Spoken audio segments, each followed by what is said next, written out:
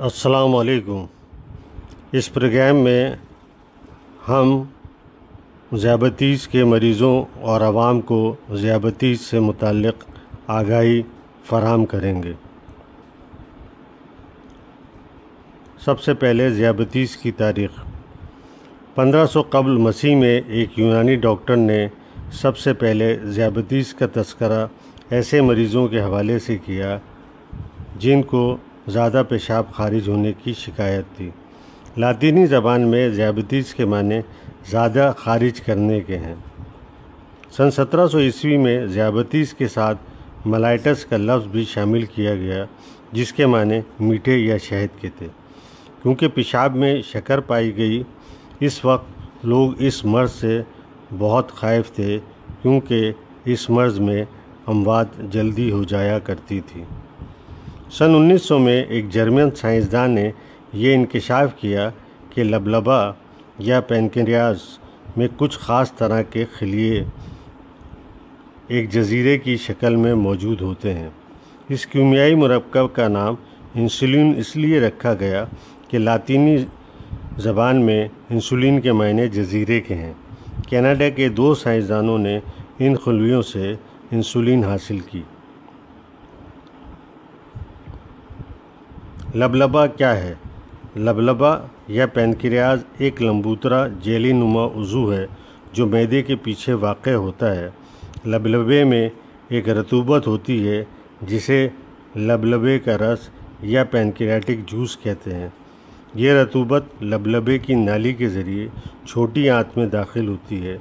یہ رطوبت کھانے کو ہضم کرنے میں مدد دیتی ہے۔ اس کے علاوہ لبلبے میں 2 اہم ہارمون بھی ہوتے ہیں۔ نمبر 1 گلوکاگون جو لبلبے کے الفا خلیوں میں بنتی ہے اور خون میں شکر کی مقدار کو بڑھاتی ہے، اور دوسری انسولین جو لبلبے کے بیٹا خلیوں میں بنتی ہے اور خون میں شکر کی مقدار کو کم کرتی ہے۔ ذیابیطس کیا ہے اور کیوں ہوتی ہے؟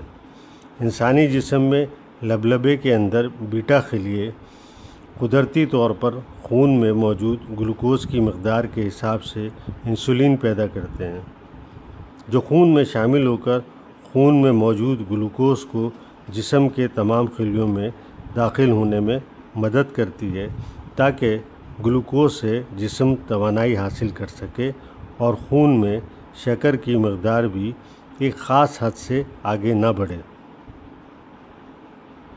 جب کسی وجہ سے بیٹا خلیے یا انسولین اپنا کام نارمل طریقے سے انجام نہیں دے پاتے تو خون میں موجود گلوکوز کو جسم میں جذب نہیں ہو پاتی اور خون میں اس کی مقدار بلند ہونا شروع ہو جاتی ہے، اور جب خون میں گلوکوز کی مقدار 80 ملی گرام سے تجاوز کرتی ہے تو گلوکوز پیشاب کے ذریعے خارج ہونا شروع ہو جاتی ہے۔ شروع میں تو لبلبے سے خارج ہونے والی انسولین کے ذریعے کام چل جاتا ہے، اس لیے بیماری میں بیرونی ذرائع سے مصنوعی انسولین دینے کی ضرورت نہیں پڑتی۔ لیکن جب بیٹا خلیے مکمل تباہ ہو جاتے ہیں تو قدرتی طور پر انسولین پیدا نہیں ہو پاتی، تو جسم کو توانائی عطا کرنے کے لیے بیرونی ذرائع یعنی انجیکشن سے مصنوعی انسولین دینی ضروری ہو جاتی ہے۔ ذیابیطس کی اقسام۔ ذیابیطس عموماً 2 طرح کی ہوتی ہیں۔ نمبر 1 ٹائپ 1 یا قسم اول۔ یہ وہ ذیابیطس ہے جس میں انسولین ہی سے علاج کیا جا سکتا ہے اور مریضوں کا انحصار انسولین ہی پر ہوتا ہے۔ اسے انسولین پر انحصار کرنے والی یا ٹائپ 1 ذیابیطس کہتے ہیں۔ یہ زیادہ تر بچوں اور عموماً 40 سال سے کم عمر کے لوگوں میں پائی جاتی ہے۔ نمبر 2 ٹائپ 2 یا قسم دوم ذیابیطس۔ یہ وہ ذیابیطس ہے جس میں بغیر انسولین کے علاج ممکن ہے۔ اس کو ٹائپ 2 یا قسم دوم ذیابیطس کہا جاتا ہے۔ وہ ذیابیطس جو عموماً مستقل نہیں ہوتی ہیں۔ نمبر 1 حمل ذیابیطس۔ حمل ذیابیطس عموماً خواتین میں 6-7ویں حمل کے مہینے میں ظاہر ہوتی ہیں۔ اسے حمل ذیابیطس کہتے ہیں۔ یہ عموماً بچے کی پیدائش کے بعد ختم ہو جاتی ہے۔ ایک اور قسم موڈی ذیابیطس یعنی میچورٹی آنسیٹ ڈائبٹیز آف ینگ بھی ہوتی ہے۔